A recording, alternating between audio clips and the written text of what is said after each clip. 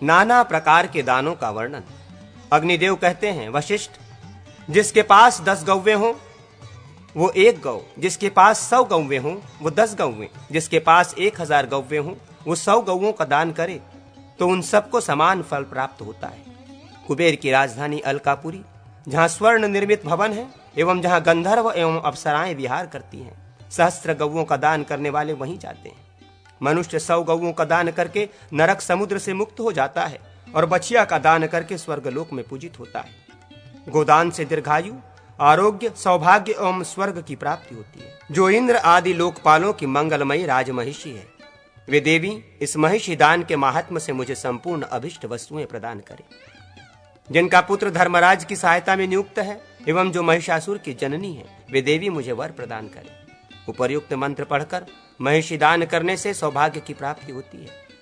वृषदान से मनुष्य स्वर्गलोक में जाता है। संयुक्त हल पंक्ति नामक दान समस्त फलों को प्रदान करता है। काठ के बने हुए 10 हलों की पंक्ति जो सुवर्णमय पट्ट से परस्पर जुड़ी हो और प्रत्येक हल के साथ आवश्यक संख्या में बैल भी हो, तो उसका दान संयुक्त हल पंक्ति नामक दान कहा जाता है। वो दान करके मनुष्य स्वर्गलोक में पूजित होता है। ज्येष्ठ पुष्कर तीर्थ में 10 कपिला गवों का दान किया जाए तो उसका फल अक्षय बतलाया गया है। वृषोत्सर्ग करने से भी अक्षय फल की प्राप्ति होती है। सांड को चक्र और त्रिशूल से अंकित करके यह मंत्र पढ़कर छोड़े, देवेश्वर, तुम 4 चरणों से युक्त साक्षात धर्म हो। ये तुम्हारी 4 प्रियतमाएं हैं। पितरों, मनुष्यों और ऋषियों का पोषण करने वाले वेद मूर्ति वृष, तुम्हारे मोचन से मुझे अमृतमय शाश्वत लोकों की प्राप्ति हो। मैं देव ऋण, भूत ऋण, पितृ ऋण एवं मनुष्य ऋण से मुक्त हो जाऊं। तुम साक्षात धर्म हो। तुम्हारा आश्रय ग्रहण करने वालों को जो गति प्राप्त होती है वो नित्य गति मुझे भी प्राप्त हो। जिस मृत व्यक्ति के एकादशाह, षाणिस मासिक अथवा वार्षिक श्राद्ध में वृषोत्सर्ग किया जाता है वो प्रेतलोक से मुक्त हो जाता है। 10 हाथ के डंडे से 30 डंडे के बराबर की भूमि को निवर्तन कहते हैं। 10 निवर्तन भूमि की गोचर्म संज्ञा है। इतनी भूमि का दान करने वाला मनुष्य अपने समस्त पापों का नाश कर देता है। जो गौ, भूमि और सुवर्ण युक्त कृष्ण मृग चर्म का दान करता है वो संपूर्ण पापों के करने पर भी ब्रह्मा का सायुज्य प्राप्त कर लेता है। तिल एवं मधु से भरा पात्र मगध देशीय मान के अनुसार 1 प्रस्थ 64 पल कृष्ण तिल का दान करे। इसके साथ उत्तम गुणों से युक्त शैया देने से दाता को भोग और मोक्ष की प्राप्ति होती है। अपनी स्वर्णमयी प्रतिमा बनवा कर दान करने वाला स्वर्ग में जाता है। विशाल ग्रह का निर्माण करा के उसका दान देने वाला भोग एवं मोक्ष दोनों को प्राप्त करता है। ग्रह, मठ, सभा भवन, धर्मशाला एवं आवास स्थान का दान करके मनुष्य स्वर्गलोक में जाकर सुख भोगता है। गौशाला बनवा कर दान करने वाला पाप रहित होकर स्वर्ग को प्राप्त होता है। यम देवता संबंधी महिष दान करने से मनुष्य निष्पाप होकर स्वर्गलोक को जाता है। देवताओं सहित ब्रह्मा, शिव और विष्णु के बीच में पाशधारी यमदूत की स्वर्णादिमयी मूर्तियां स्थापित करके यमदूत के सिर का छेदन करें, फिर उस मूर्ति मंडल का ब्राह्मण को दान कर दें। ऐसा करने से दाता तो स्वर्गलोक का भागी होता है, किंतु इस त्रिमुख नामक दान को ग्रहण करके द्विज पाप का भागी होता है।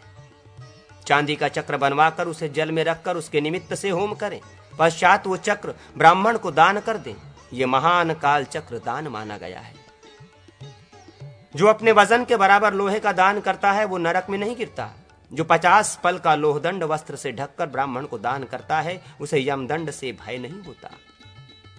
दीर्घायु की इच्छा रखने वाला मृत्युंजय के उपदेश से फल, मूल एवं द्रव्य को एक साथ अथवा पृथक पृथक दान करे। कृष्ण तिल का पुरुष निर्मित करें। उसके चांदी के दांत और सोने की आंखें। वो मालाधारी दीर्घाकार पुरुष दाहिने हाथ में खड्ग उठाए हो, लाल रंग के वस्त्र धारण किए, जपा पुष्पों से अलंकृत एवं शंख की माला से विभूषित हो। उसके दोनों चरणों में पादुकाएं हो और पार्श्व भाग में काला कंबल हो। वो काल पुरुष बाएं हाथ में मांस पिंड लिए हो। इस प्रकार काल पुरुष का निर्माण कर ग्रंथादि द्रव्यों से उसकी पूजा करके ब्राह्मण को दान करे। इससे दाता मानव मृत्यु और व्याधि से रहित होकर राज राजेश्वर होता है। ब्राह्मण को 2 बैलों का दान देकर मनुष्य भोग और मोक्ष को प्राप्त कर लेता है। जो मनुष्य सुवर्ण दान करता है वो संपूर्ण अभिष्ट वस्तुओं को प्राप्त कर लेता है। सुवर्ण के दान में उसकी प्रतिष्ठा के लिए चांदी की दक्षिणा विहित है। अन्य दानों की प्रतिष्ठा के लिए सुवर्ण की दक्षिणा प्रशस्त मानी गई है। सुवर्ण के सिवा रजत, ताम्र, तंडुल और धान्य के भी दक्षिणा के लिए विहित है। नित्य श्राद्ध एवं नित्य देव पूजन, इन सब में दक्षिणा की आवश्यकता नहीं है। पितृ कार्य में रजत की दक्षिणा धर्म, काम और अर्थ को सिद्ध करने वाली है। भूमि का दान देने वाला महाबुद्धिमान मनुष्य सुवर्ण, रजत, ताम्र, मणि और मुक्ता इन सब का दान कर लेता है, अर्थात इन सभी दानों का पुण्य फल पा लेता है। जो पृथ्वी दान करता है वो शांत अंतःकरण वाला पुरुष पितृलोक में स्थित पितरों को और देवलोक में निवास करने वाले देवताओं को पूर्ण रूप से तृप्त कर देता है। शस्यशाली खरवट, ग्राम और खेटक छोटा गांव, 100 निवर्तन से अधिक या उसके आधे विस्तार में बने हुए ग्रह आदि अथवा गोचर्म 10 निवर्तन के माप की भूमि का दान करके मनुष्य सब कुछ पा लेता है। जिस प्रकार तैल बिंदु जल या भूमि पर गिरकर फैल जाता है, उसी प्रकार सभी दानों का फल एक जन्म तक रहता है। स्वर्ण, भूमि और गौरी कन्या के दान का फल 7 जन्मों तक स्थिर रहता है। कन्यादान करने वाला अपनी 21 पीढ़ियों का नरक से उद्धार करके ब्रह्मलोक को प्राप्त होता है। दक्षिणा सहित हाथी का दान करने वाला निष्पाप होकर स्वर्गलोक में जाता है। अश्व का दान देकर मनुष्य दीर्घायु, आरोग्य, सौभाग्य और स्वर्ग को प्राप्त कर लेता है। श्रेष्ठ ब्राह्मण को दासी दान करने वाला अप्सराओं के लोक में जाकर सुखोपभोग करता है। जो 500 पल तांबे की थाली या 250 पल, 125 पल अथवा उससे भी आधे 62/8 पलों की बनी थाली देता है, वो भोग तथा मोक्ष का भागी होता है। बैलों से युक्त शकट दान करने से मनुष्य विमान द्वारा स्वर्गलोक को जाता है। वस्त्रदान से आयु, आरोग्य और अक्षय स्वर्ग की प्राप्ति होती है। धान, गेहूं, अगहनी का चावल और जौ आदि का दान करने वाला स्वर्गलोक को प्राप्त होता है। आसन, धातु निर्मित पात्र, लवण, सुगंधि युक्त चंदन, धूप दीप, तांबुल, लोहा, चांदी, रत्न और विविध दिव्य पदार्थों का दान देकर मनुष्य भोग और मोक्ष भी प्राप्त करता है। तिल और तिलपात्र का दान देकर मनुष्य स्वर्ग सुख का भागी होता है। अन्नदान से बढ़कर कोई दान न तो है, न था और न होगा ही। हाथी, अश्व, रथ, दास दासी और ग्रहादि के दान, ये सब अन्नदान की 16वीं कला के समान भी नहीं है। जो पहले बड़ा से बड़ा पाप करके फिर अन्नदान कर देता है, वो संपूर्ण पापों से छुटकार अक्षय लोकों को पा लेता है। जल और प्याऊ का दान देकर मनुष्य भोग और मोक्ष दोनों को सिद्ध कर लेता है। शीतकाल में मार्ग आदि में अग्नि और काष्ठ का दान करने से मनुष्य तेजो युक्त होता है और स्वर्गलोक में देवताओं, गंधर्वों तथा अप्सराओं द्वारा विमान में सेवित होता है। धृत, तैल और लवण का दान देने से सब कुछ मिल जाता है। छत्र, पादुका और काष्ठ आदि का दान करके मनुष्य स्वर्ग में सुख पूर्वक निवास करता है। प्रतिपदा आदि पुण्यमयी तिथियों में, विष्कुंभ आदि योगों में, चैत्र आदि मासों में, संवत्सरांभ में और अश्विनी आदि नक्षत्रों में विष्णु, शिव, ब्रह्मा तथा लोकपाल आदि की अर्चना करके दिया गया दान महान फलप्रद है। उद्यान, भोजन, वाहन आदि तथा पैरों में मालिश के लिए तेल आदि देकर मनुष्य भोग और मोक्ष को प्राप्त कर लेता है। इस लोक में गौ, पृथ्वी और विद्या का दान, ये तीनों समान फल देने वाले हैं। वेद विद्या का दान देकर मनुष्य पाप रहित हो ब्रह्मलोक में प्रवेश करता है। जो योग्य शिष्य को ब्रह्म ज्ञान प्रदान करता है, उसने तो मानो सप्तद्वीपवती पृथ्वी का दान कर दिया। जो समस्त प्राणियों को अभय दान देता है, वो मनुष्य सब कुछ प्राप्त कर लेता है। पुराण, महाभारत अथवा रामायण का लेखन करके उस पुस्तक का दान करने से मनुष्य भोग और मोक्ष की प्राप्ति कर लेता है। जो वेद आदि शास्त्र और नृत्य गीत का अध्यापन करता है, वो स्वर्गगामी होता है। जो उपाध्याय को वृत्ति और छात्रों को भोजन आदि देता है, उस धर्म एवं कामादि पुरुषार्थ के रहस्यदर्शी मनुष्य ने क्या नहीं कुछ दे दिया। सहस्त्र वाजपेय यज्ञों में विधि पूर्वक दान देने से जो फल होता है, विद्यादान से मनुष्य वो संपूर्ण फल प्राप्त कर लेता है। इसमें तनिक भी संदेह नहीं। जो शिवालय, विष्णु मंदिर तथा सूर्य मंदिर में ग्रंथ वाचन करता है, वो सभी दानों का फल प्राप्त करता है।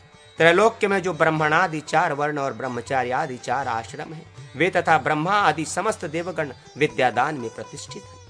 विद्या कामधेनु है और विद्या उत्तम नेत्र है। गांधर्व आदि उपवेदों का दान करने से मनुष्य गंधर्वों के साथ प्रमुदित होता है। वेदांगों के दान से स्वर्गलोक को प्राप्त करता है और धर्मशास्त्र के दान से धर्म के सानिध्य को प्राप्त होकर दाता प्रमुदित होता है। सिद्धांतों के दान से मनुष्य निसंदेह मोक्ष प्राप्त करता है। पुस्तक प्रदान से विद्यादान के फल की प्राप्ति होती है। इसलिए शास्त्रों और पुराणों का दान करने वाला सब कुछ प्राप्त कर लेता है। जो शिष्यों को शिक्षा दान करता है वो पुंडरीक याग का फल प्राप्त करता है। जीविका दान के तो फल का अंत ही नहीं है। जो अपने पितरों को अक्षय लोकों की प्राप्ति कराना चाहे उन्हें इस लोक के सर्वश्रेष्ठ एवं अपने को प्रिय लगने वाले समस्त पदार्थों का पितरों के उपदेश से दान करना चाहिए। जो विष्णु, शिव, ब्रह्मा, देवी और गणेश आदि देवताओं की पूजा करके पूजा द्रव्य का ब्राह्मण को दान करता है वो सब कुछ प्राप्त करता है। देव मंदिर एवं देव प्रतिमा का निर्माण करने वाला समस्त अभिलषित वस्तुओं को प्राप्त करता है। मंदिर में झाड़ू बुहारी और प्रक्षालन करने वाला पुरुष पाप रहित हो जाता है। देव प्रतिमा के सम्मुख विविध मंडलों का निर्माण करने वाला मंडलाधिपति होता है। देवता को गंध, पुष्प, धूप, दीप, नैवेद्य, प्रदक्षिणा, घंटा, ध्वजा, चंदोवा और वस्त्र आदि समर्पित करने से एवं उनके दर्शन और उनके सम्मुख गाने बजाने से मनुष्य भोग और मोक्ष दोनों को प्राप्त करता है। भगवान को कस्तूरी, सिंहलदेशीय चंदन, अगरू, कपूर और मुस्त आदि सुगंधित द्रव्य और विजय गुगुल समर्पित करे और संक्रांति आदि के दिन एक प्रस्थ धृत से स्नान करा के मनुष्य सब कुछ प्राप्त कर लेता है। स्नान 100 पल का और 25 पल का अभ्यंग मानना चाहिए। महास्नान 1000 पल का कहा गया है। भगवान को जल स्नान कराने से 10 अपराध, दुग्ध स्नान कराने से 100 अपराध, दुग्ध एवं दधि दोनों से स्नान कराने से 1000 अपराध और धृत स्नान कराने से 10,000 अपराध विनिष्ट हो जाते हैं। देवता के उपदेश से दास दासी, अलंकार, गौ, भूमि, हाथी, घोड़े और सौभाग्य द्रव्य देकर मनुष्य धन और दीर्घायु से युक्त होकर स्वर्गलोक को प्राप्त एवं मेरुदानों का वर्णन। अग्निदेव कहते हैं, वशिष्ठ, अब मैं आपके सम्मुख काम्य दानों का वर्णन करता हूं जो समस्त कामनाओं को पूर्ण करने वाले हैं। प्रत्येक मास में प्रतिदिन पूजन करते हुए एक दिन विशेष रूप से पूजन किया जाता है। इसे काम्य पूजन कहते हैं। वर्ष के समाप्त होने पर गुरु पूजन एवं महापूजन के साथ व्रत का विसर्जन किया जाता है। जो मार्गशीर्ष मास में शिव का पूजन करके पिष्ट, आटा निर्मित अश्व एवं कमल का दान करता है वो चिरकाल तक सूर्यलोक में निवास करता है। पौष मास में पिष्टमय हाथी का दान देकर मनुष्य अपनी 21 पीढ़ियों का उद्धार कर देता है। माघ में पिष्टमय अश्वयुक्त रथ का दान देने वाला नरक में नहीं जाता। फाल्गुन में पिष्ट निर्मित बैल का दान देकर मनुष्य स्वर्ग को प्राप्त होता है तथा दूसरे जन्म में राज्य प्राप्त करता है। चैत्र मास में दास दासियों से युक्त एवं एक गुड़ से भरा हुआ घर देकर मनुष्य चिरकाल तक स्वर्गलोक में निवास करता है और उसके बाद राजा होता है। वैशाख में सप्तधान्य का दान देकर मनुष्य शिव के सायुज्य को प्राप्त कर लेता है। ज्येष्ठ तथा आषाढ़ में अन्न की बलि देने वाला शिव स्वरूप हो जाता है। श्रावण में पुष्परथ का दान देकर मनुष्य स्वर्ग के सुखों का भोक्ता होता है। दूसरे जन्म में राज्य लाभ करता है और 200 फलों का दान देने वाला अपने संपूर्ण कुल का उद्धार करके राजपद को प्राप्त होता है। भाद्रपद में धूप दान करने वाला स्वर्ग को प्राप्त होकर दूसरे जन्म में राज्य का उपभोग करता है। आश्विन में दुग्ध और धृत से परिपूर्ण पात्र का दान स्वर्ग की प्राप्ति कराने वाला है। कार्तिक में गुड़, शक्कर और धृत का दान देकर मनुष्य स्वर्गलोक में निवास करता है और दूसरे जन्म में राजा होता है। अब मैं प्रत्येक 12 प्रकार के मेरुदानों के विषय में कहूंगा जो भोग और मोक्ष की प्राप्ति कराने वाले हैं। कार्तिक की पूर्णिमा को मेरु व्रत करके ब्राह्मण को रत्न मेरु का दान करना चाहिए। अब क्रमशः सब मेरुओं का प्रमाण सुनिए। हीरे, माणिक्य, नीलमणि, वैदूर्यमणि, स्फटिक मणि, पुखराज, मरकतमणि और मोती, इनका एक प्रस्थ का मेरु उत्तम माना गया है।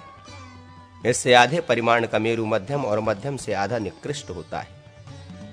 रत्नमेरु का दान करने वाला धन की कंजूसी का परित्याग कर दे। 12 दल कमल का निर्माण करके उसकी कर्णिका पर मेरु की स्थापना करे। इसके ब्रह्मा, विष्णु और शिव देवता हैं। मेरु से पूर्व दिशा में 3 दल हैं। उनमें क्रमशः माल्यवान, भद्रवाक्ष तथा ऋक्ष पर्वतों का पूजन करें। मेरु से दक्षिण वाले दलों में निषद, हिमकुट और हिमवान की पूजा करे। मेरु से उत्तर वाले 3 दलों में क्रमशः नील, श्वेत और श्रृंगी का पूजन करे तथा पश्चिम वाले दलों में गंधमादम, वैकंक एवं केतुमाल की पूजा करे। इस प्रकार 12 पर्वतों से युक्त मेरु पर्वत का पूजन करना चाहिए। उपवास पूर्वक रहकर स्नान के पश्चात भगवान विष्णु अथवा शिव का पूजन करें। भगवान के सम्मुख मेरु का पूजन करके मंत्रोच्चारण पूर्वक उसका दान ब्राह्मणों को कर दे। दान का संकल्प करते समय देश काल के उच्चारण के पश्चात कहें, मैं इस द्रव्य निर्मित उत्तम मेरु पर्वत का, जिसके देवता भगवान विष्णु हैं, अमुक गोत्र वाले ब्राह्मण को दान करता हूं। इस दान से मेरा अंतःकरण शुद्ध हो जाए और मुझे उत्तम भोग एवं मोक्ष की प्राप्ति हो। इस प्रकार दान करने वाला मनुष्य अपने समस्त कुल का उद्धार करके देवताओं द्वारा सम्मानित हो विमान पर बैठकर इंद्रलोक, ब्रह्मलोक, शिवलोक तथा श्री वैकुंठ धाम में क्रीड़ा करता है। संक्रांति आदि अन्य पुण्य कालों में मेरु का दान करना चाहिए। 1 सहस्र पल सुवर्ण के द्वारा महामेरु का निर्माण करावे। वो 3 शिखरों से युक्त होना चाहिए और उन शिखरों पर ब्रह्मा, विष्णु और शिव की स्थापना करनी चाहिए। मेरु के साथ वाला प्रत्येक पर्वत 100 पल सुवर्ण का बनवावे। मेरु को लेकर उसके सहवर्ती पर्वत 13 माने गए हैं। उत्तरायण अथवा दक्षिणायन की संक्रांति में या सूर्य चंद्र के ग्रहण काल में विष्णु की प्रतिमा के सम्मुख स्वर्ण मेरु की स्थापना करें। तदनंतर श्रीहरि और स्वर्ण मेरु की पूजा कर उसे ब्राह्मण को समर्पित करें। ऐसा करने से मनुष्य चिरकाल तक विष्णु लोक में निवास करता है। जो 12 पर्वतों से युक्त रजत मेरु का संकल्प पूर्वक दान करता है, वो उतने वर्षों तक राज्य का उपभोग करता है जितने कि इस पृथ्वी पर परमाणु हैं। इसके सिवा वो पूर्वोक्त फल को भी प्राप्त कर लेता है। भूमि मेरु का दान विष्णु एवं ब्राह्मण की पूजा करके करना चाहिए। एक नगर, जनपद अथवा ग्राम के 8वें अंश से भूमि मेरु की कल्पना करके अवशिष्ट अंश से शेष 12 अंशों की कल्पना करनी चाहिए। भूमि मेरु के दान का भी फल पूर्ववत होता है। 12 पर्वतों से युक्त मेरु का हाथियों द्वारा निर्माण करके 3 पुरुषों सहित उस हस्ती मेरु का दान करें। वो दान देकर मनुष्य अक्षय फल का भागी होता है। 15 अश्वों का अश्वमेरु होता है। इसके साथ 12 पर्वतों के स्थान 12 घोड़े होने चाहिए। श्री विष्णु आदि देवताओं के पूजन पूर्वक अश्वमेरु का दान करने वाला इस जन्म में विविध भोगों का उपभोग करके दूसरे जन्म में राजा होता है। गोमेरु का भी अश्वमेरु की संख्या के परिमाण एवं विधि से दान करना चाहिए। 1 भार रेशमी वस्त्रों का वस्त्र मेरु होता है। उसे मध्य में रखकर अन्य 12 पर्वतों के स्थान पर 12 वस्त्र रखें। इसका दान करके मनुष्य अक्षय फल की प्राप्ति करता है।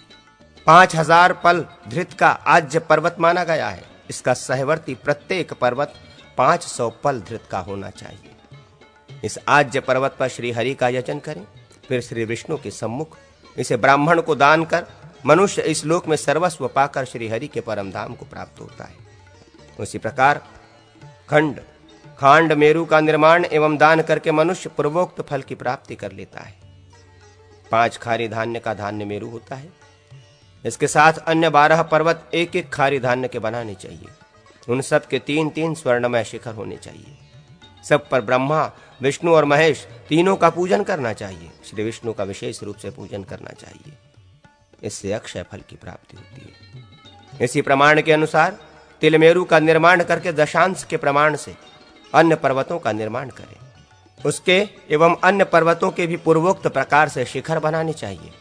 इस तिल मेरु का दान करके मनुष्य बंधु बांधवों के साथ विष्णु लोक को प्राप्त होता है।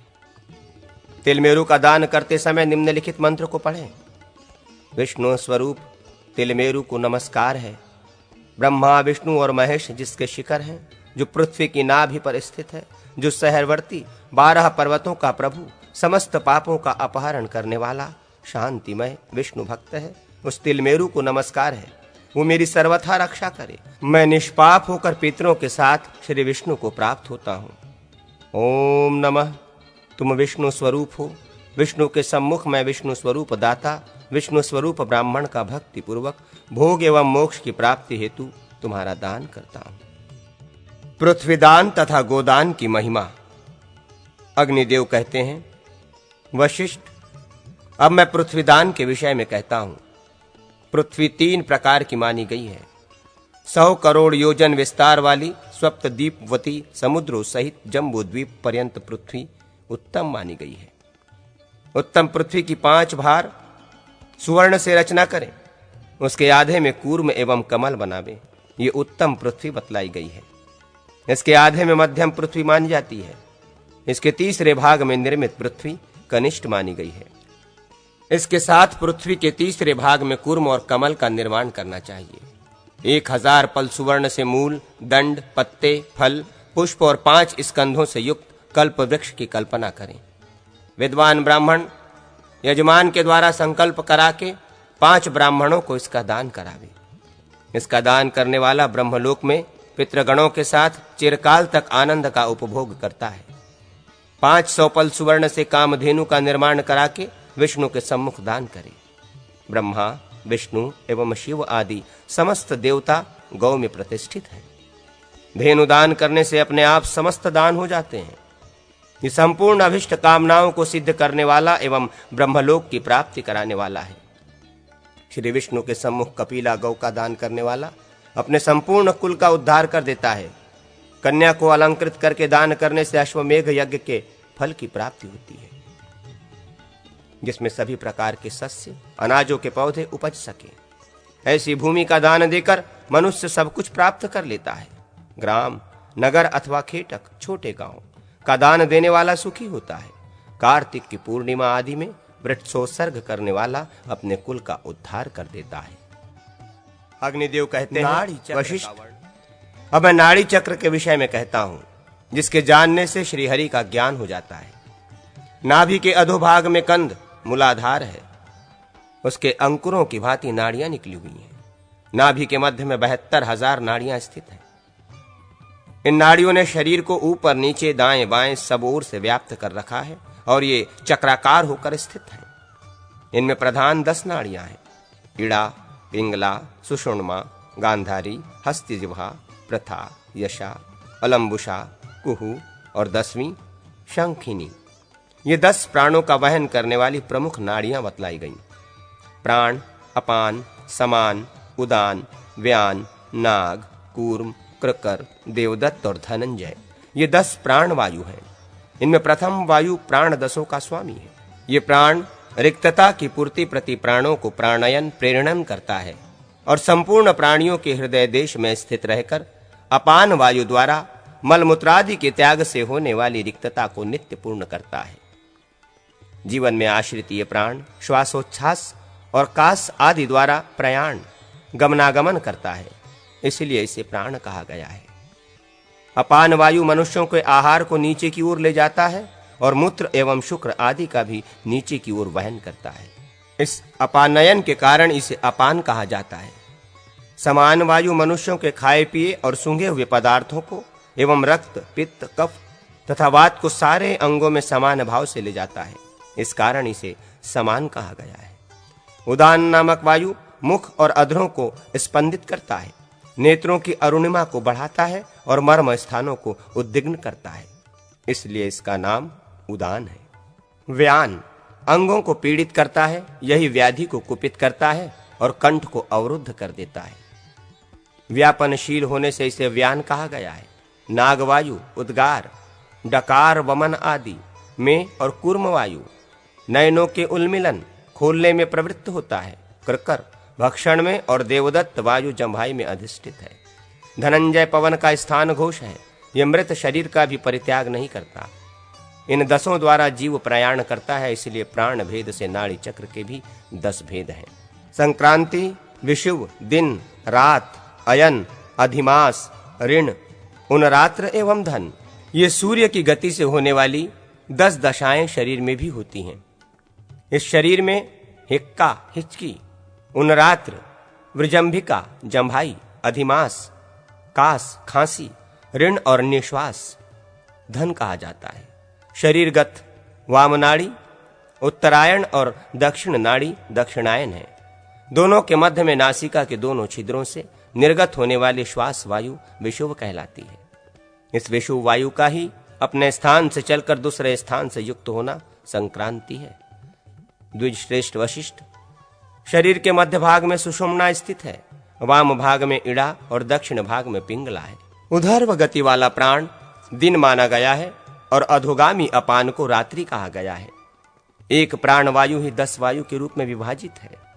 देह के भीतर जो प्राणवायु का आयाम बढ़ना है उसे चंद्र ग्रहण कहते हैं। वही जब देह से ऊपर तक बढ़ जाता है तब उसे सूर्य ग्रहण मानते हैं। साधक अपने उदर में जितनी वायु भरी जा सके भर ले। यह देह को पूर्ण करने वाला पूरक प्राणायाम है। श्वास निकलने के सभी द्वारों को रोककर श्वासोच्छ्वास की क्रिया से शून्य हो परिपूर्ण कुंभ की भांति स्थित हो जाए, इसे कुंभक प्राणायाम कहा जाता है। तदनंतर मंत्रवेत्ता साधक ऊपर की ओर एक ही नासारंध्र से वायु को निकाले। इस प्रकार उच्छ्वास योगी युक्त हो वायु का ऊपर की ओर विरेचन निस्सारण करे। यह रेचक प्राणायाम है। यह श्वासोच्छ्वास की क्रिया द्वारा अपने शरीर में विराजमान शिव स्वरूप ब्रह्मा का ही है। सोहम हंसः के रूप में उच्चारण होता है, अतः तत्ववेत्ताओं के मत में वही जप कहा गया है। इस प्रकार एक तत्ववेत्ता योगिंद्र श्वास प्रश्वास द्वारा दिन रात में 21,600 की संख्या में मंत्र जप करता है।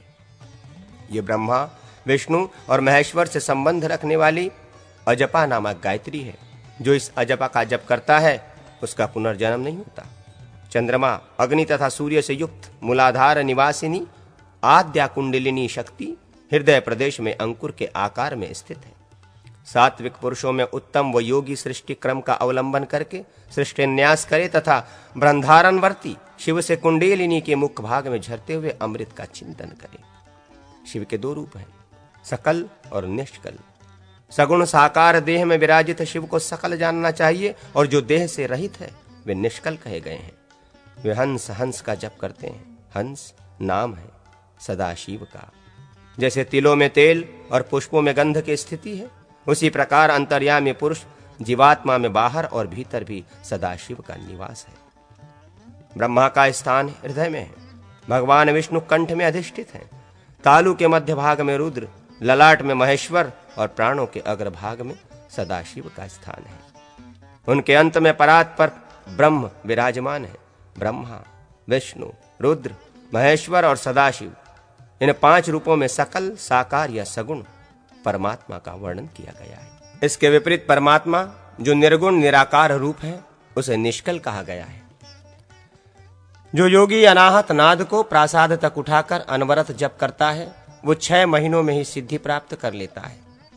इसमें संशय नहीं है। गमनागमन के ज्ञान से समस्त पापों का क्षय होता है और योगी अणिमा आदि सिद्धियों गुणों और ऐश्वर्य को 6 महीनों में ही प्राप्त कर लेता है। मैंने स्थूल सूक्ष्म और पर के भेद से 3 प्रकार के प्रासाद का वर्णन किया है। प्रासाद को ह्रस्व दीर्घ और लुप्त इन तीनों रूपों में लक्षित करें।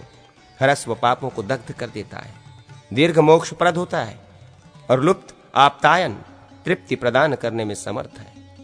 ये मस्तक पर बिंदु अनुस्वार से विभूषित होता है। ह्रस्व प्रासाद मंत्र के आदि और अंत में फट लगाकर जप किया जाए तो यह मारण कर्म में हितकारक होता है। यदि उसके आदि अंत में नमः पद जोड़कर जपा जाए तो वह आकर्षक साधक बताया गया है। महादेव जी के दक्षिणामूर्ति रूप संबंधी मंत्र का खड़े होकर यदि 5 लाख बार जप किया जाए तथा जप के अंत में घी का 10,000 होम कर दिया जाए तो वो मंत्र आप्यायित सिद्ध हो जाता है। फिर उससे वशीकरण उच्चाटन आदि कार्य कर सकते हैं। जो ऊपर शून्य नीचे शून्य और मध्य में भी शून्य है, उस त्रिशून्य निरामय मंत्र को जो जानता है वह द्विज निश्चय ही मुक्त हो जाता है। 5 मंत्रों के मेल से महाकलेवरधारी 38 कलाओं से युक्त प्रासाद मंत्र को जो नहीं जानता है वो आचार्य नहीं कहलाता है। जो ओमकार गायत्री और रुद्रादि मंत्रों को जानता है वही गुरु है। संध्या विधि। अग्निदेव कहते हैं वशिष्ठ, जो पुरुष ओमकार को जानता है वो योगी और विष्णु स्वरूप है। इसलिए संपूर्ण मंत्रों के सारा स्वरूप और सब कुछ देने वाले ओमकार का अभ्यास करना चाहिए। समस्त मंत्रों के प्रयोग में ओमकार का सर्वप्रथम स्मरण किया जाता है। जो कर्म उससे युक्त है वही पूर्ण है, उससे विहीन कर्म पूर्ण नहीं है। आदि में ओमकार से युक्त भूः भुवः स्वः ये तीन शाश्वत महाव्याख्यों एवं तत्सवितुर्वरेण्यं भर्गो देवस्य धीमहि धियो यो न प्रचोदयात्, तीन पदों से युक्त गायत्री को ब्रह्मा का, वेद अथवा ब्रह्मा का मुख जानना चाहिए। जो मनुष्य नित्य 3 वर्षों तक आलस्य रहित होकर गायत्री का जप करता है वो वायुभूत और आकाश स्वरूप होकर परम ब्रह्म को प्राप्त होता है। एकाक्षर ओमकार ही परम ब्रह्म है और प्राणायाम ही परम तप है। गायत्री मंत्र से श्रेष्ठ कुछ भी नहीं है। मौन रहने से सत्य भाषण करना ही श्रेष्ठ है। गायत्री की 7 आवृत्ति पापों का हरण करने वाली है। 10 आवृत्तियों से वो जपकर्ता को स्वर्ग की प्राप्ति कराती है और 20 आवृत्ति करने पर तो स्वयं सावित्री देवी जप करने वाले को ईश्वर लोक में ले जाती है। साधक गायत्री का 108 बार जप करके संसार सागर से तर जाता है। रुद्र मंत्रों के जप तथा कुष्मांड मंत्रों के जप से गायत्री मंत्र का जप श्रेष्ठ है। गायत्री से श्रेष्ठ कोई भी जप करने योग्य मंत्र नहीं है तथा व्याहृति होम के समान कोई होम नहीं है। गायत्री के 1 चरण, आधा चरण, संपूर्ण ऋचा एवं आधी ऋचा का भी जप करने मात्र से गायत्री देवी साधक को ब्रह्महत्या, सुरापान, सुवर्ण की चोरी एवं गुरुपत्नी गमन आदि महापातकों से मुक्त कर देती है। कोई भी पाप करने पर उसके प्रायश्चित स्वरूप तिलों का हवन और गायत्री का जप बताया गया है।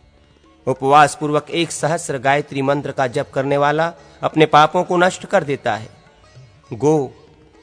गोवध, पितृवध, मातृवध, ब्रह्महत्या अथवा गुरुपत्नी गमन करने वाला, ब्राह्मण की जीविका का अपहरण करने वाला, सुवर्ण की चोरी करने वाला और सुरापान करने वाला महापातक की भी गायत्री का 1 लाख जप करने से शुद्ध हो जाता है। अथवा स्नान करके जल के भीतर गायत्री का 100 बार जप करें। तदनंतर गायत्री से अभिमंत्रित जल के 100 आचमन करें। इससे भी मनुष्य पाप रहित हो जाता है। गायत्री का 100 बार जप करने पर वो समस्त पापों का उपशमन करने वाली मानी गई है और 1 सहस्र जप करने पर उपपातकों का भी नाश करती है। 1 करोड़ जप करने पर गायत्री देवी अभिष्ट फल प्रदान करती है। जपकर्ता देवत्व और देवराज तत्व को प्राप्त कर लेता है। आदि में ओमकार, तदनंतर भूभर्वः स्वाहा का उच्चारण करना चाहिए।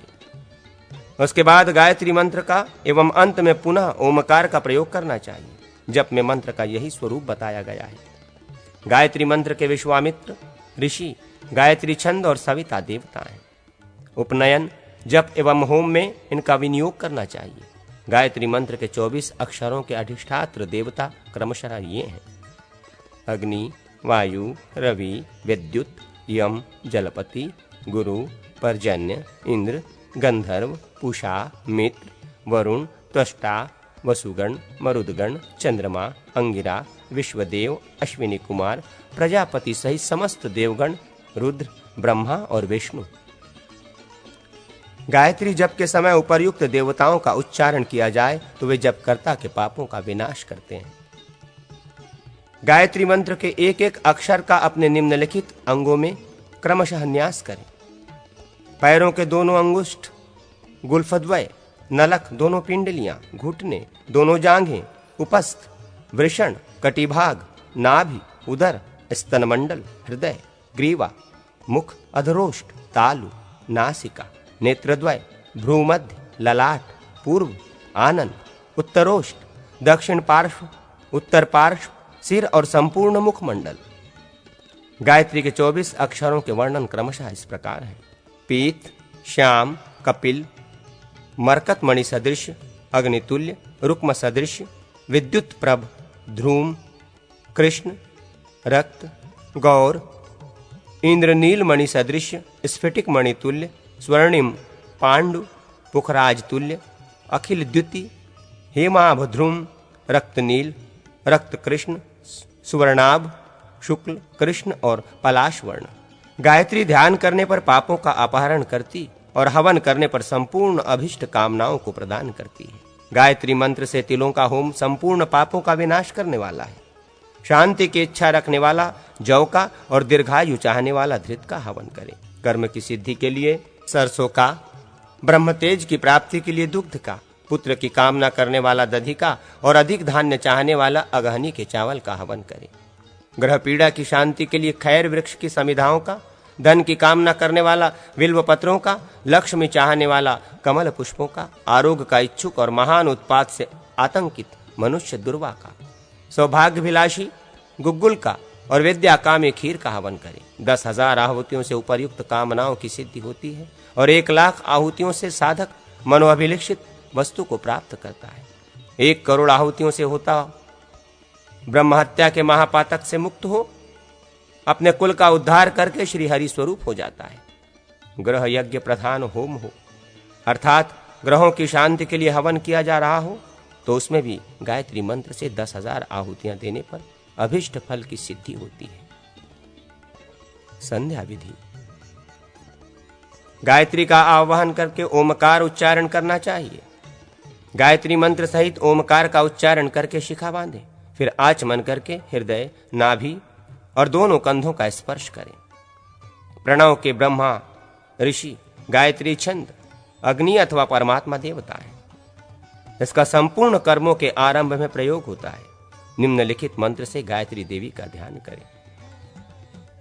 शुक्ला चाग्निमुखी दिव्या कात्यायन सगोत्रजा त्रैलोक्य वर्णा दिव्या पृथिव्याधार संयुता अक्षसूत्रधरा देवी पद्मासनागता शुभा।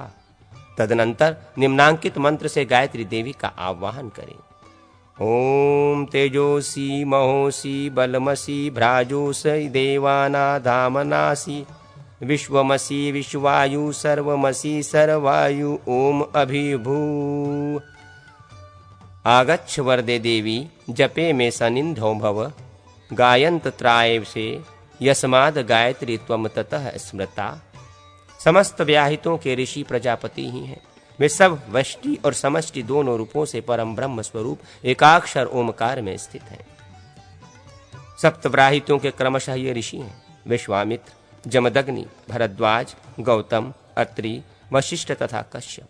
उनके देवता क्रमशः ये हैं: अग्नि, वायु, सूर्य, बृहस्पति, वरुण, इंद्र और विश्वदेव। गायत्री उष्णिक, अनुष्टुप, वृहति, पंक्ति, विष्टुप और जगति ये क्रमशः 7 व्याहतियों के छंद हैं। इन व्याहतियों का प्राणायाम और होम में विनियोग होता है। ओम आपो हिष्टामयो भुव ओम नात ऊर्जे दधातनम ओम महेरणायम चक्षसे ओम यो वह शिव तमोरस ओम तस्य भाजते यनः ओम उष्टिरीव मातर ओम तस्मा अरम गमामम वमम ओम यस्य शयाय जीवंत ओम आपूजन यथाचन। इन 3 ऋचाओं का तथा ओम द्रुपादिव मुमुचान स्वन्न स्वातो मलादिव पुतम पवित्रेण वाजयमापः शुधन्तु मयनसः। इस मंत्र का हिरण्यवर्णा, शुचय इत्यादि पावमानी ऋचाओं का उच्चारण करके पवित्रों तथा दाहिने हाथ के उंगलियों द्वारा जल के 8 छींटे ऊपर उछाले। इससे जीवन भर के पाप नष्ट हो जाते हैं। जल के भीतर ऋतिंह च इस अघमर्षण मंत्र का 3 बार जप करें। आपोहिष्टा आदि 3 ऋचाओं के सिंधु द्वीप ऋषि गायत्री छंद और जल देवता माने गए हैं। ब्रह्म स्नान के लिए मार्जन में इनका विनियोग किया जाता है। अघमर्षण मंत्र का विनियोग इस प्रकार करना चाहिए। इस अघमर्षण सूक्त के अघमर्षण ऋषि अनुष्टुप छंद और भावव्रत देवता हैं। पाप निसाहरण के कर्म में इसका प्रयोग किया जाता है। ओम आपो ज्वेति रसोमृत ब्रह्मा भुभुर्व स्वरोम। ये गायत्री मंत्र का शिरोभाग है। इसके प्रजापति ऋषि हैं। ये छंद रहित यजुर मंत्र है, क्योंकि यजुर्वेद के मंत्र किसी नियत अक्षर वाले छंद में आबद्ध नहीं है। शिरो मंत्र के ब्रह्मा, अग्नि, वायु और सूर्य देवता माने गए हैं। प्राणायाम से वायु, वायु से अग्नि और अग्नि से जल की उत्पत्ति होती है तथा उसी जल से शुद्धि होती है। इसलिए जल का आचमन निम्नलिखित मंत्र से करें। उदुत्यम जात वेदम सह। इस मंत्र के प्रस्कणव ऋषि कहे गए हैं। इसका गायत्री छंद और सूर्य देवता है। इसका तिरात्र और अग्निष्टोम याग में विनियोग होता है। परंतु संध्या उपासना में इसका सूर्योपस्थान कर्म में नियोग किया जाता है। चित्रम देवाना इस ऋचा के कौत्स ऋषि कहे गए हैं। इसका छंद त्रिष्टुप और देवता सूर्य माने गए हैं। यहाँ इसका भी विनियोग सूर्योपस्थान में। तात्पर्यार्थ का वर्णन गायत्री। अग्निदेव कहते हैं, वशिष्ठ इस प्रकार संध्या का विधान करके गायत्री का जप और स्मरण करें। यह अपना गान करने वाले साधकों के शरीर और प्राणों का त्राण करती है, इसलिए इसे गायत्री कहा गया है। सविता सूर्य से इसका प्रकाशन प्राकट्य हुआ है, इसलिए यह सावित्री कहलाती है। वाक स्वरूपा होने से सरस्वती नाम से भी प्रसिद्ध है। तत्पद से ज्योति है स्वरूप परम ब्रह्म परमात्मा अभिहित है। भर्ग पद तेज का वाचक है, क्योंकि भा धातु दीप्तर्थर्क है और उसी से भर्ग शब्द सिद्ध है। भातीति भर्ग। इस प्रकार इसकी व्युत्पत्ति है अथवा भ्रजस पाके। इस धातु सूत्र के अनुसार पाकार्थक वज्र धातु से भी भर्ग शब्द निष्पन्न होता है, क्योंकि सूर्यदेव का तेज औषधि आदि को पकाता है। भाज्र धातु भी दीप्तिपर्थक होता है। भाज्रते इति भर्गः। इस व्युत्पत्ति के अनुसार भाज्र धातु से भी भर्ग शब्द बनता है। बहुल छंदसी। इस वैदिक व्याकरण सूत्र के अनुसार उक्त सभी धातुओं से आवश्यक प्रत्यय आगम एवं विकार की ऊहा करने से भर्ग शब्द बन सकता है। वरेण्य का अर्थ है संपूर्ण तेजों से श्रेष्ठ परम पद स्वरूप अथवा स्वर्ग एवं मोक्ष की कामना करने वालों के द्वारा सदा ही वर्णीय होने के कारण भी वो वरेण्य कहलाता है, क्योंकि वृण्य धातु वर्णार्थक है। धीमहि पद का यह अभिप्राय है कि हम जागृत और सुषुप्ति आदि अवस्थाओं से अतीत नित्य शुद्ध बुद्ध एकमात्र सत्य एवं ज्योति स्वरूप परम ब्रह्म परमेश्वर का मुक्ति के लिए ध्यान करते हैं। जगत की सृष्टि आदि के कारण भगवान श्री विष्णु ही वो ज्योति है। कुछ लोग शिव को वो ज्योति मानते हैं, कुछ लोग शक्ति को मानते हैं और कोई सूर्य को तथा कुछ अग्निहोत्री वेदज्ञ अग्नि को वो ज्योति मानते हैं। वस्तुतः अग्नि आदि रूपों में स्थित विष्णु ही वेद वेदांगों में ब्रह्मा माने गए हैं, इसलिए देवस्य सवितुः अर्थात जगत के उत्पादक श्री विष्णु देव ही वो परम पद माना गया है, क्योंकि वे स्वयं ज्योति है स्वरूप भगवान श्री हरि महतत्व आदि का प्रसव उत्पत्ति करते हैं। वे ही पर्जन्य वायु आदित्य एवं शीत ग्रीष्म आदि ऋतुओं द्वारा अन्न का पोषण करते हैं। अग्नि में विधि पूर्वक दी हुई आहुति सूर्य को प्राप्त होती है और सूर्य से वृष्टि, वृष्टि से अन्न और अन्न से प्रजाओं की उत्पत्ति होती है। धीमहि पद धारणार्थक दुढ़ाई धातु से भी सिद्ध होता है, इसलिए हम उस तेज का मन से धारण चिंतन करते हैं। यह भी अर्थ होगा यह परमात्मा श्री विष्णु का वो तेज न हम सब प्राणियों की धीयः बुद्धिवृत्तियों को प्रचोदयात प्रेरित करे। वे ईश्वर ही कर्म फल का भोग करने वाले समस्त प्राणियों के प्रत्यक्ष और अप्रत्यक्ष परिमाणों से युक्त समस्त कर्मों में विष्णु सूर्य और अग्नि रूप से स्थित हैं। ये प्राणी ईश्वर की प्रेरणा से ही शुभाशुभ कर्मानुसार स्वर्ग अथवा नरक को प्राप्त होता है। श्री हरि द्वारा महतत्व आदि रूप से निर्मित ये संपूर्ण जगत ईश्वर का आवास स्थान है। वे सर्व समर्थ हंस स्वरूप परम पुरुष सर्वादि लोकों से क्रीड़ा करते हैं, इसलिए वे देव कहलाते हैं। आदित्य में जो भर्ग नाम से प्रसिद्ध दिव्य तेज है वो उन्हीं का स्वरूप है। मोक्ष चाहने वाले पुरुषों को जन्म मरण के कष्ट से और दैहिक दैविक और भौतिक त्रिविध दुखों से छुटकारा पाने के लिए ध्यानस्थ होकर इस परम पुरुष का सूर्य मंडल में दर्शन करना चाहिए। वे ही तत्वमसि आदि औपनिषदक महावाक्यों द्वारा प्रतिपादित सचित्त स्वरूप परम ब्रह्म है। संपूर्ण लोकों का निर्माण करने वाले सविता देवता का जो सबके लिए वर्णीय भर्ग है वो विष्णु का परम पद है और वही गायत्री का ब्रह्म रूप चतुर्थ पाद है। धीमहि पद से यह अभिप्राय ग्रहण करना चाहिए कि देहादि की जागृत अवस्थाओं में सामान्य जीव से लेके ब्रह्म पर्यंत मैं ही ब्रह्म हूँ और आदित्य मंडल में जो पुरुष हैं वो भी मैं ही हूँ। मैं अनंत सर्वतः परिपूर्ण ओम सच्चिदानंद हूँ। प्रचोदयात पद के कर्ता रूप से उन परमेश्वर को ग्रहण करना चाहिए जो सदा यज्ञ आदि शुभ कर्मों के प्रवर्तक है। गायत्री से निर्वाण की प्राप्ति। अग्निदेव कहते हैं, वशिष्ठ किसी अन्य वशिष्ठ ने गायत्री जप पूर्वक लिंग मूर्ति शिव की स्तुति करके भगवान शंकर से निर्वाण स्वरूप परम ब्रह्म की प्राप्ति की। वशिष्ठ ने कहा,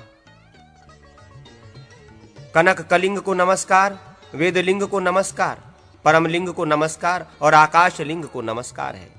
मैं सहस्र लिंग, बहिर्लिंग, पुराण लिंग और वेद लिंग शिव को बारंबार नमस्कार करता हूं।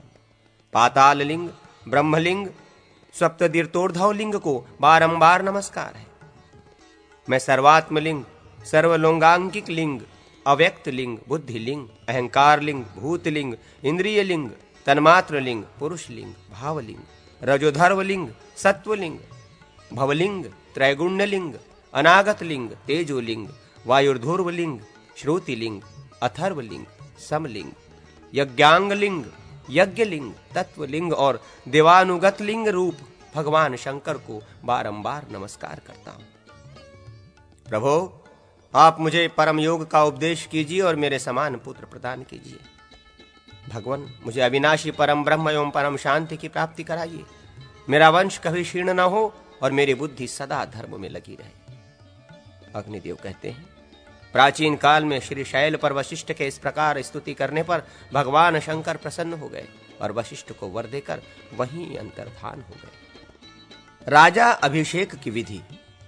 अग्निदेव कहते हैं, वशिष्ठ, पूर्व काल में परशुराम जी के पूछने पर पुष्कर ने उनसे जिस प्रकार राजधर्म का वर्णन किया था वही मैं तुमसे बतला रहा हूं। पुष्कर ने कहा, राम, मैं संपूर्ण राजधर्मों से संग्रहित करके राजा के धर्म का वर्णन करूंगा। राजा को प्रजा का रक्षक, शत्रुओं का नाशक और दंड का उचित उपयोग करने वाला होना चाहिए। वो प्रजाजनों से कहे कि धर्म मार्ग पर स्थित रहने वाले आप सब लोगों की मैं रक्षा करूंगा और अपनी इस प्रतिज्ञा का सदा पालन करें। राजा को वर्ष फल बताने वाले एक ज्योतिषी तथा ब्राह्मण पुरोहित का वर्ण कर लेना चाहिए।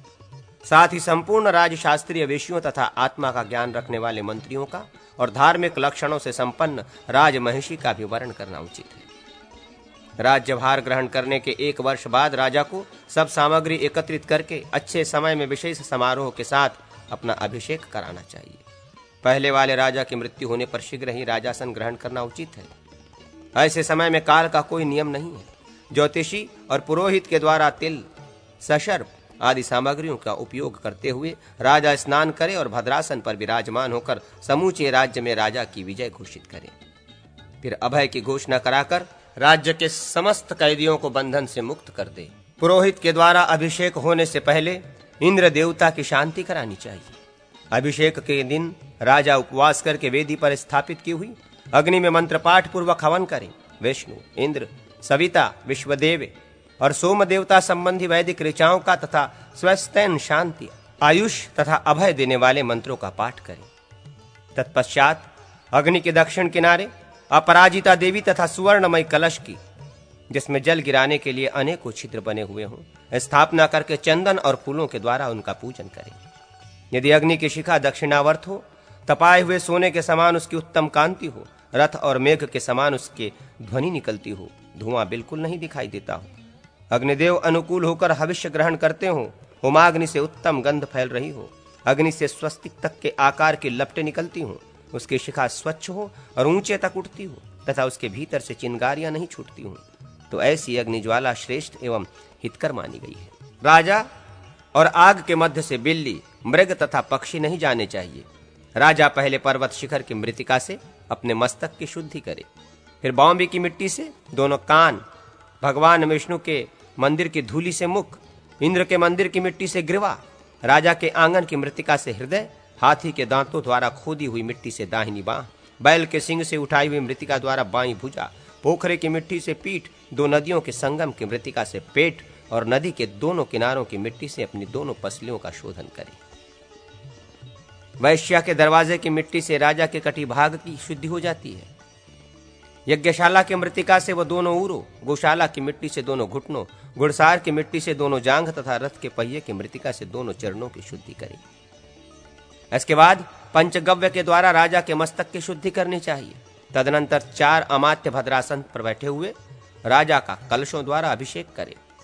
ब्राह्मण जातीय सचिव एवं पूर्व दिशा की ओर धृतपूर्ण सुवर्ण कलश द्वारा अभिषेक आरंभ करे। क्षत्रिय दक्षिण की ओर खड़ा होकर दूध से भरे वे चांदी के कलश से, वैश्य पश्चिम दिशा में स्थित हो ताम्र कलश एवं दही से तथा शूद्र उत्तर की ओर से मिट्टी के घड़े के जल से राजा का अभिषेक करे।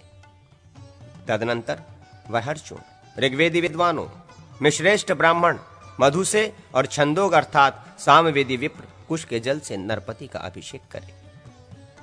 इसके बाद पुरोहित जल गिराने के अनेकों छिद्रों से युक्त सुवर्णमय कलश के पास जा सदस्यों के बीच विधिवत अग्नि रक्षा का कार्य संपन्न करके राज्याभिषेक के लिए जो मंत्र बताए गए हैं उनके द्वारा अभिषेक करे। उस समय ब्राह्मणों को वेद मंत्रोच्चारण करते रहना चाहिए। तत्पश्चात पुरोहित वेदी के निकट जाए और सुवर्ण के बने हुए 100 छिद्रों वाले कलश से अभिषेक आरंभ करे। या औषधीय इत्यादि मंत्र से औषधियों द्वारा, अथेत्युत्तक्त्वा इत्यादि मंत्रों से गंधों द्वारा, पुष्पवती आदि मंत्र से फूलों द्वारा, ब्राह्मण इत्यादि मंत्रों से बीजों द्वारा, आशुह शिशान आदि मंत्रों से रत्नों द्वारा तथा ये देवा इत्यादि मंत्र से कुशयुक्त जलों द्वारा अभिषेक करें। यजुर्वेदी और अथर्ववेदी ब्राह्मण गंध द्वारा, दुराधर्षा इत्यादि मंत्र से गोरोचन द्वारा मस्तक तथा कंठ में तिलक करें। इसके बाद अनन्यान्न ब्राह्मण सब तीर्थों के जल से अभिषेक करें। उस समय कुछ लोग गीत और बाजे आदि के शब्दों के साथ चमर और व्यंजन धारण करें। राजा के सामने सर्वौषधि युक्त कलश लेकर खड़े हों। राजा पहले उस कलश को देखें, फिर दर्पण तथा धृत आदि मांगलिक वस्तुओं का दर्शन करें। इसके बाद विष्णु, ब्रह्मा और इंद्र आदि देवताओं तथा गृहपतियों का पूजन करके राजा व्याघ्र चर्म युक्त आसन पर बैठे। उस समय पुरोहित मधु पर्क आदि देकर राजा के मस्तक पर मुकुट बांधे। 5 प्रकार के चमड़ों के आसन पर बैठकर राजा को मुकुट बंधाना चाहिए। ध्रुवाधय इत्यादि मंत्र के द्वारा उस आसनों पर बैठे। वृष, वृषभांश, वृक्क, व्याघ्र और सिंह, इन्हीं 5 के चर्म का उस समय आसन के लिए उपयोग किया जाता है। अभिषेक के बाद प्रतिहार अमात्य और सचिव आदि को दिखाएं। प्रजाजनों से उनका परिचय दें। तदनंतर राजा गौ, बकरी, भेड़ तथा गृह आदि दान करके सानवत्सर, ज्योतिषी और पुरोहित का पूजन करें। फिर पृथ्वी, गौ तथा अन्न आदि देकर अनन्यान्न ब्राह्मणों की भी पूजा करें। तत्पश्चात अग्नि की प्रदक्षिणा करके गुरु पुरोहित को प्रणाम करें। फिर बैल की पीठ का स्पर्श करके गौ और बछड़े की पूजा के अनंतर अभिमंत्रित अश्व पर आरूढ़ होवे। उससे उतरकर हाथी की पूजा करके उसके ऊपर सवार हो और सेना साथ लेकर प्रदक्षिण कर्म से सड़क पर कुछ दूर तक यात्रा करें। इसके बाद दान आदि के द्वारा सबको सम्मानित करके विदा कर दे और स्वयं राजधानी में प्रवेश करें।